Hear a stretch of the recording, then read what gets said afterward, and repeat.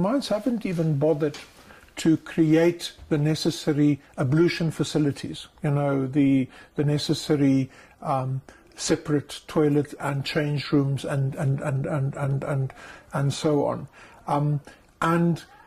They have thrown women in haphazardly into work teams underground, where you would find basically one woman for every 10 men that is there.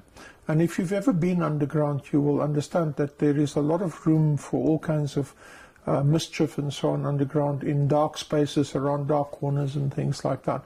And what women have told us that have been employed in the mines is that from the moment that you get dressed, you have a problem, because the safety clothing that you wear is designed for men. The overall that you wear is designed for men.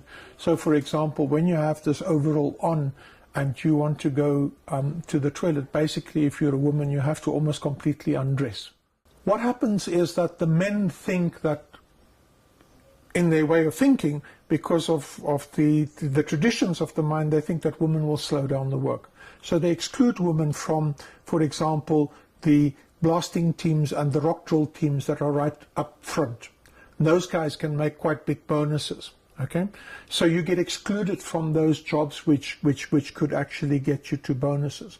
So what often happens to a woman in a team is that she will be asked to go and carry water and fetch water and so on for the men. She becomes basically the skivvy in the situation, where she gets sent around by the men, and she doesn't do any meaningful work in the situation, and she doesn't get access to any meaningful bonuses or benefits and things like that the rest of the team gets. This then leads at month end to situations of sexual trade that happens, because the woman gets the basic salary of 4,500 or now 5,500, depending on what kind of mine you are in. By the way, the platinum mine workers get much higher wages than the guys in gold mining, who in turn get more than the guys in coal mining and so on. So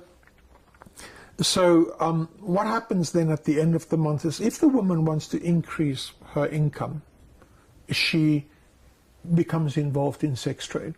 And I was, interestingly, just before, about a month before Pinky Mosiani was murdered, I had a team of people from a Zimbabwean community visiting communities in the Rustenburg area, and we had a meeting with Anglo Platinum people.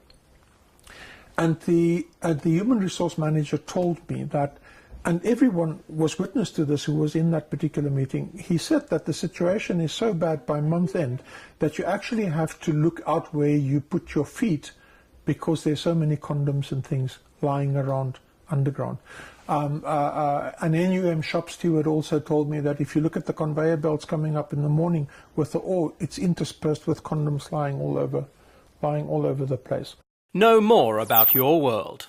eNCA.com